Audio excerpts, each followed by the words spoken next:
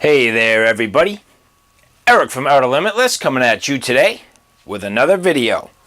So first and foremost, before we get started, the main product we're going to take a look at today is the Safari Large Tarp from Aqua Quest. This product was provided to me from Tim at the Tactical Defender YouTube channel. So first and foremost, thank you very much, Tim. I really appreciate you sending this along, man. I really appreciate your support and the back and forths we've had over the past year or so. So anyway, man, thank you very much. I appreciate you sending this along. It is a great help to the channel, and I do very much appreciate your support. Second of all, I'd like to also say thank you to Aqua Quest, who provided this product to Tim from the Tactical Defender for review, and Tim has since forwarded me a version of this along so that I could do the review as well. So thank you very much to Aqua Quest for your support of these YouTube channels and all that you do to collaborate and provide great products. So anyway, with that said, the main product we're going to take a look at today is the Aqua Quest Safari Large Tarp. And really the main thing that I'm going to try to do, this is not so much a review of the tarp at this particular time. I am going to put out an additional video that does a full review of this tarp, but really for this particular video, what it's more going to be is how I get a tarp ready for field use. There are a number of things that you can do to really prepare a tarp and get it ready for use in the field.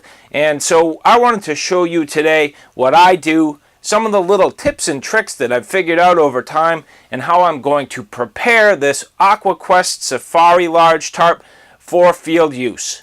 Now, along with this tarp here, you'll see that I do have a number of other little things here. These are the add-ons, I'd say, to the tarp itself that has given me the experience that I've had, basically to allow me to do one of a number of things: either protect my tarp, store my tarp. It gives me the ability to keep it clean. I have tie-outs and ridge lines and different ways of making attachments. So this to me are some of the basics that you need to think about when you're preparing your tarp. And for me, these are the exact products that have really worked the best. So anyway, I'll go through the setup of this tarp. We'll get this thing laid out. And then I'll give you some more little details about each one of these as we go through it. And finally, I'll set it up so that you can see how I use this out in the field. Now, one of the first little add-ons we're going to take a look at is the Snakeskin Xxl from Hennessy Hammock. These are, if you've heard people refer to snakeskins, really this particular product I think is really the one that's named snakeskins. The rest of them have sort of different names in general, but I think snakeskins may be, I'm not going to say proprietary necessarily to Hennessy Hammock, but it is what they call these. But in essence, what we have here are some protective sleeves that can be basically pulled over the ends of the tarp. And by pulling this over the ends of the tarp, pretty much you have protected your tarp while you're setting it up and storing it. So basically this is a skinny side that goes maybe towards the tree end, and it has a little loop that allows you to kind of lock it into place, and then you slide this snake skin all the way down the tarp, and it pretty much goes inside here as you're setting it up or breaking it down. So anyway, I'll show you this in better detail so that you really understand what it is. But the main reason why I wanted to show it to you here is because I prefer these Hennessy Hammock snake skins over some other brands. I have my scale set up with this little bin on it. Basically, I've tared it out so that this is at 0. And I'm going to put my Hennessy snake skins in here so that you can see what it weighs. So putting this in here completely, and we'll let that thing settle down. Looking at roughly 2.9 ounces. Now, taking a look at a very similar product from DD Hammocks. This is a smaller version of what I was just holding, so it's a little bit undersized for this particular tarp that we're going to be using today. But putting it in here, 2.6 ounces. So you'll see that both of these products are very similar in weight. Only unfortunately, this is a small size, and the Hennessy Hammocks is an XXL. So really, I mean, in terms of the weight of the product, they're very similar, but this is a much larger setup to accommodate a larger tarp, So it's really important to know that if you're going to be using this particular type of product on your tarp, it needs to be sized accordingly to the size of tarp that you're going to use. So anyway, where I only had a smaller option here, I really wanted to get a larger one. Now if you look at the actual fabrics and materials, this to me does not necessarily look to be a ripstop. Not that it really matters, but I mean it looks kind of like just like a nylon. And then when you look at the Hennessy Hammock, it has that sort of ripstop material, and it is very, very thin.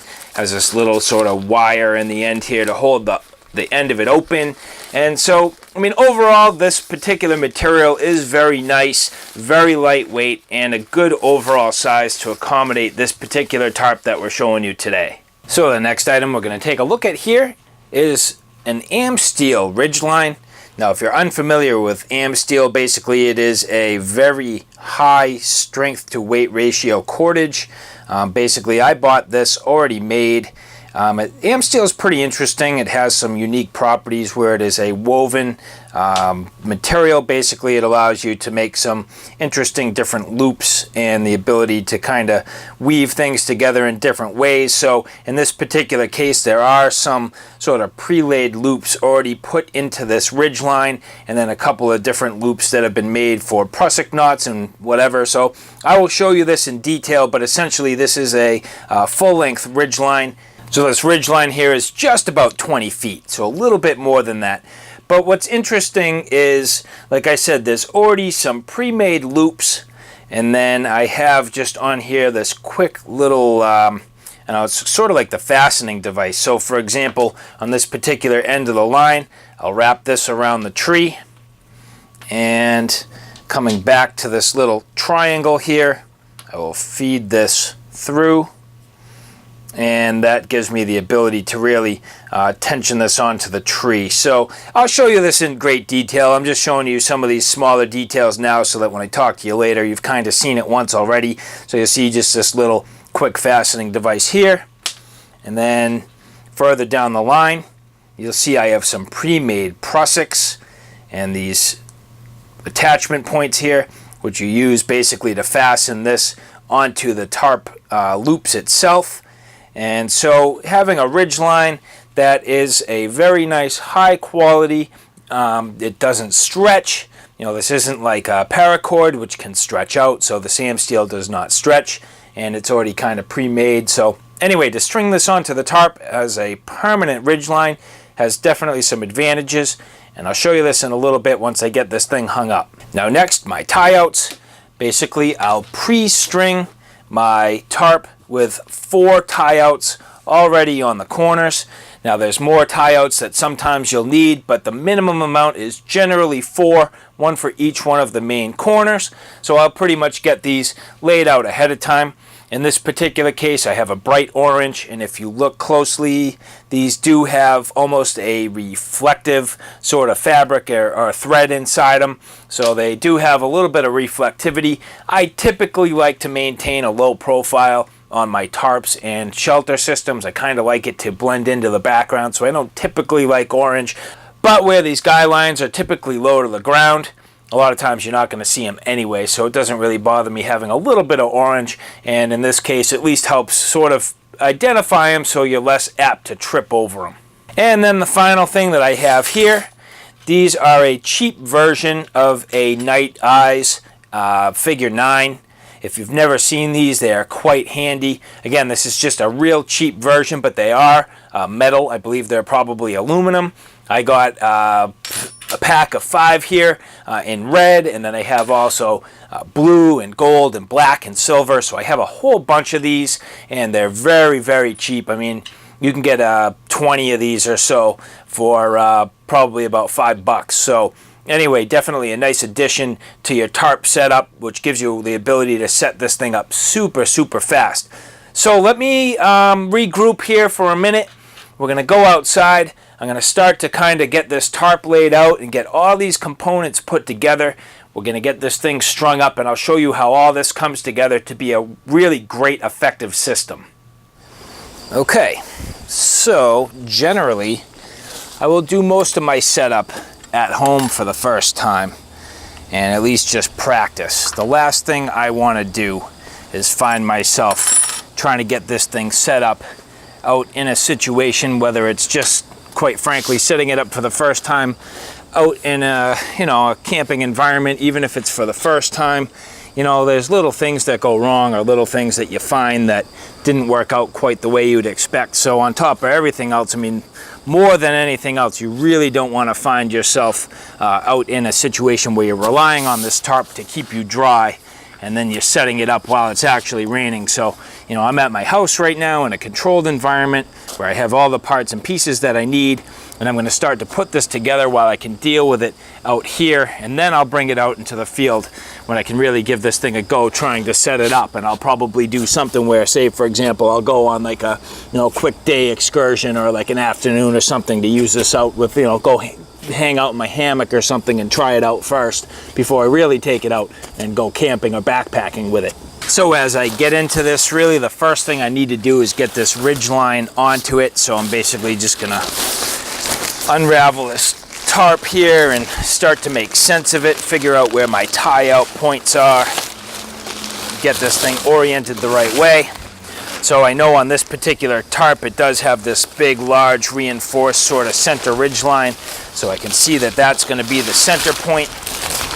Get this going, laid out here, and oriented the right way. So now this is when the ridge line comes into play. So I'll get this thing kind of worked out here and straightened out, get it to the point where I'm ready to sort of feed this through. So it'll just take me a minute to get it oriented and in the right direction. And pretty much all I'm going to do is feed one end through all of these tie-out loops. Now, there are some on the underside, which has me quite intrigued. If this has loops on the entire underside, I'm good, and if not, I might go another way. There are two sort of different fundamental thoughts here on how I can approach this. One would be running the ridge line over the top of the tarp, and the other would be running it underneath. Now, I'm very intrigued at running it underneath for a couple of reasons. The main reason being, when you run the ridge line underneath the tarp, it gives you the ability to clip all sorts of stuff to it. Now, conversely, that doesn't give you quite as many configurations because your peak is kind of stuck mounted on that ridge line, whereas if the tarp is underneath, it gives you the ability to kind of pull the ends down in different unique ways. So for this example, I'm going to run the ridge line over the top of the tarp, use the tie-out points that are on top of the tarp, and then get it situated that way. So I'm going to go through it now, run this ridge line through, and that'll be sort of the start of the process here. Starting from the end, go through that one, up over the top, and through each one of these.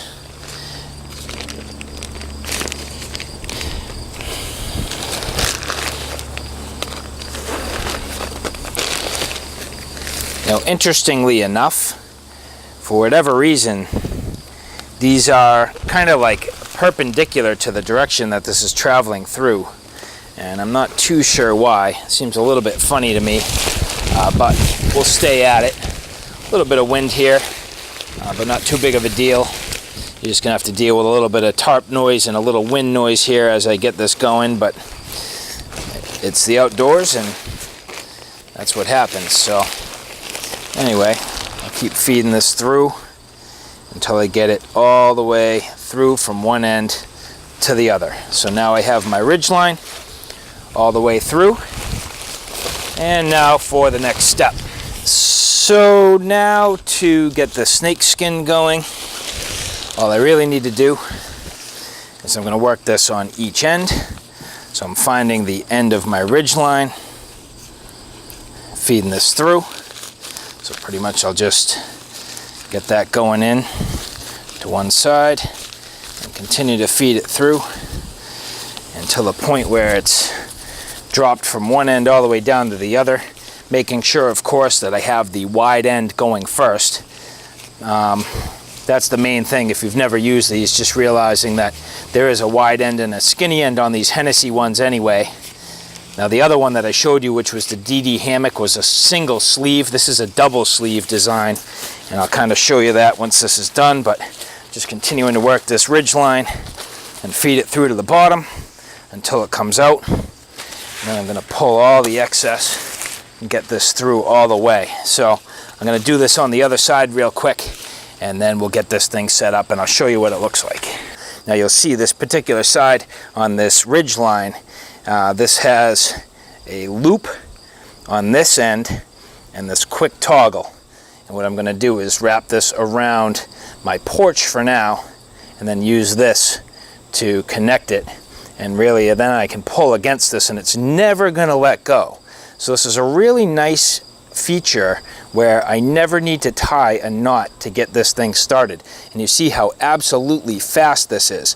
And then depending on the size of the tree, of course, I can change the location or position of this quick toggle to anywhere along the ridge line. So right now I don't have it spread out too far, just enough that I can get it onto my porch, looped around and into position. So I'm going to get this going right now, and I'll start to spread this thing out, and really that way I can add on all the other pieces that I need to get this tarp ready for service.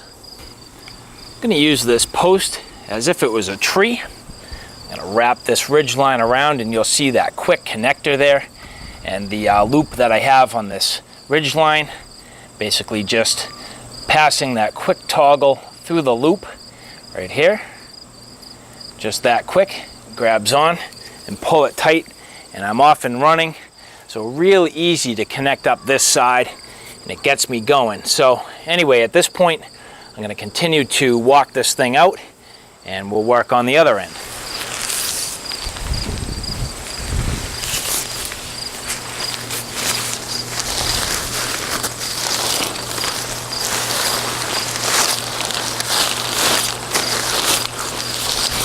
Start to make a little sense of this thing and get it roughly laid out here, and then coming around to here, pretty much out of slack. Okay, so minor modification here.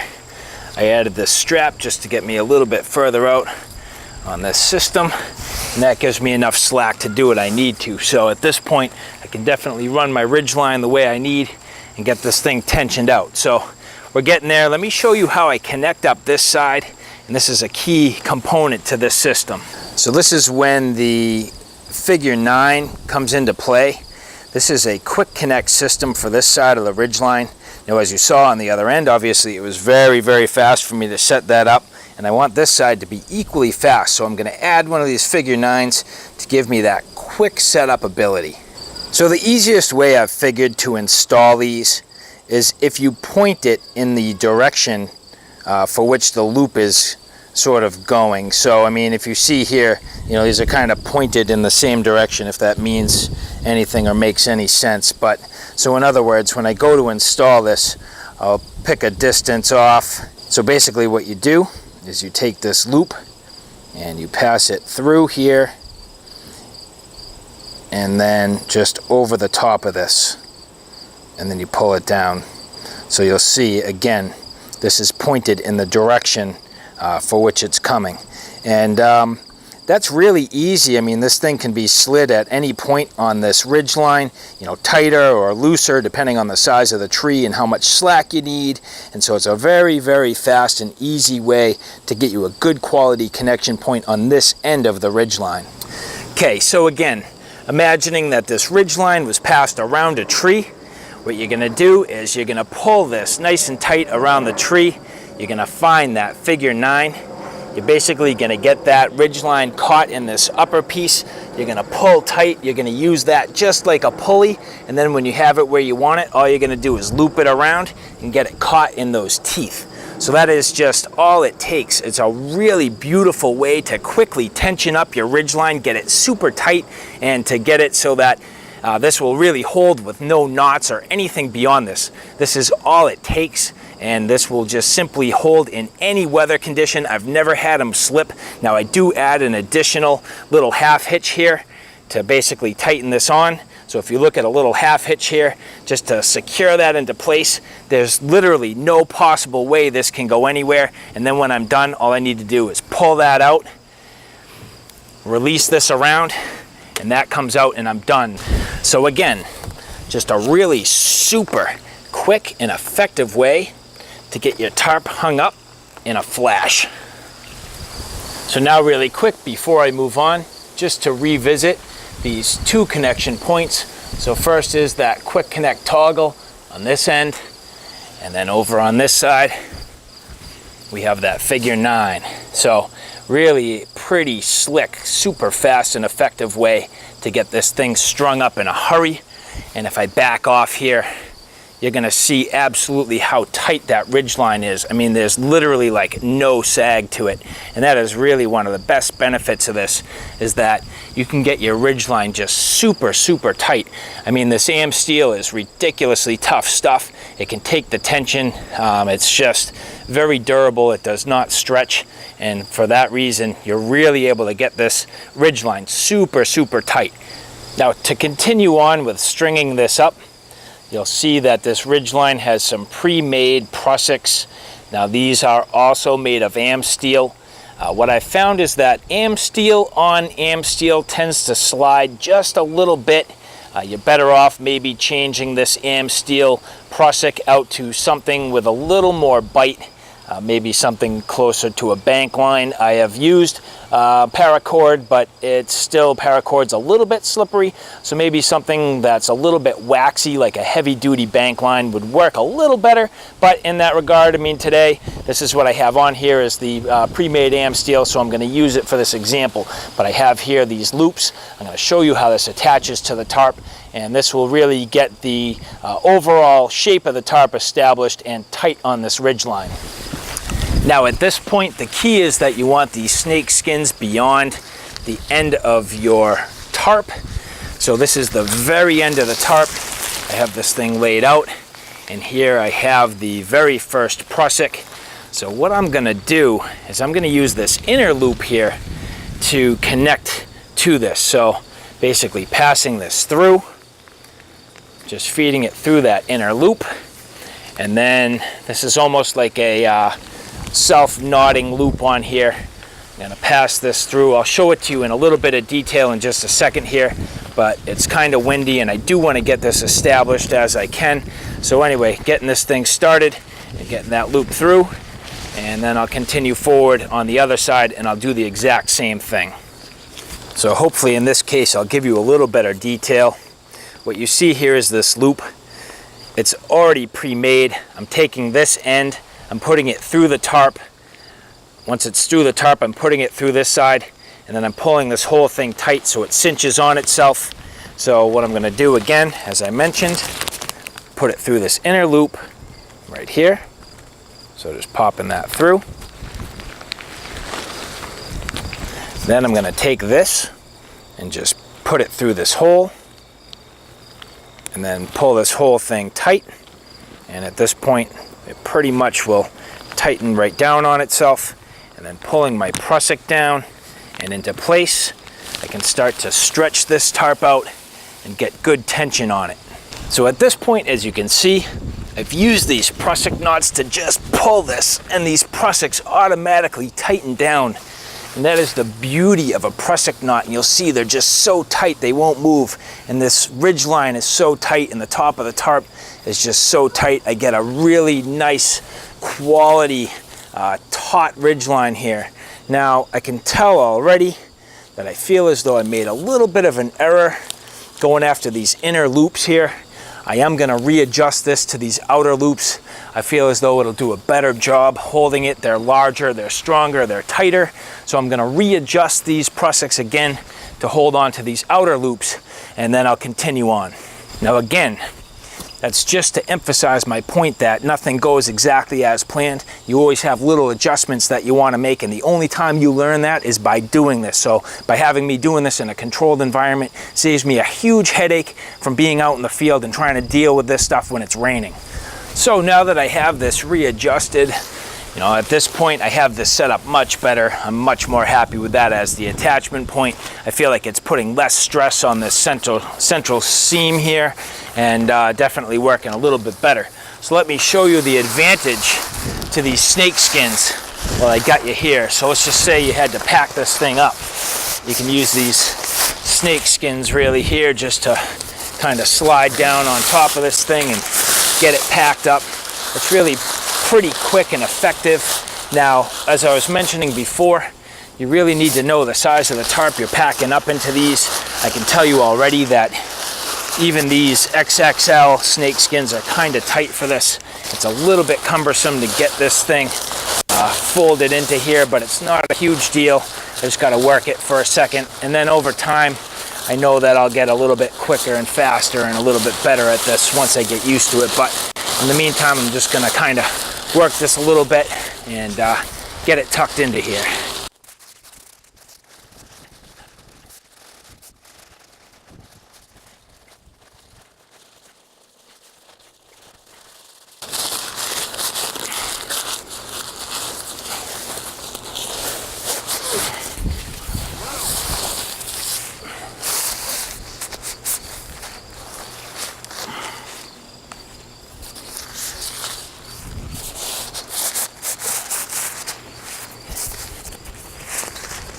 So now that I have this in here, what I can tell you is even though this is an XXL, it is still quite snug for this size tarp.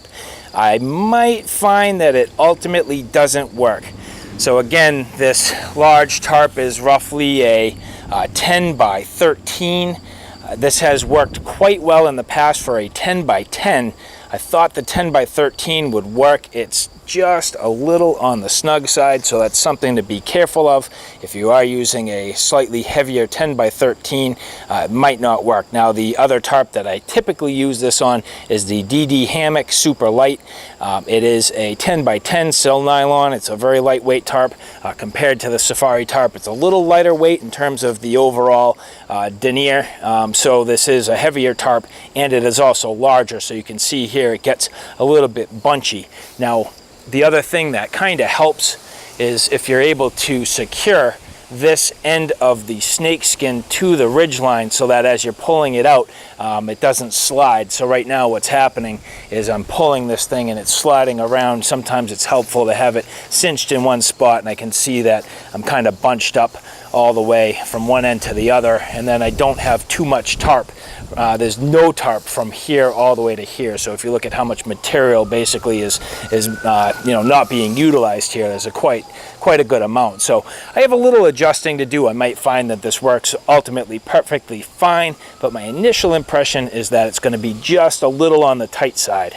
Now, the key defining feature of this snakeskin is just the ability to set this up without your tarp flapping all over the place or snagging on things or dragging on the ground. I mean, imagine in that setup process as I'm getting this thing going, how quick and easy it's going to be with this really nice and contained. I mean, you saw the rest of the time I had the tarp kind of blasting around and flapping all over the place while I was trying to get it set up. And in this regard, really the wind becomes a non-factor. And obviously a lot of times if you're using this backpacking, you're out in a windy environment, something like the mountains, having it flapping all over the place is not really ideal. It's a little unwieldy. So, having the snakeskin on here definitely helps control this and helps protect it while you're setting it up and breaking it down. And now let's just say you get to your campsite and you're ready to set this thing up. I mean, it's really pretty simple. In this regard, you're at the point where you just simply slide this thing out of the way and you're kind of off and running. Now at this point, my prusik on this side did release by accident. Typically this would just stay connected up, but not too big of a deal. All things considered, really simple to just kind of pop this back into place here. And then once I get this back and cinched up, just pull it tight and I get it back snugged up on that ridge line. So let's just talk about my corners real quick.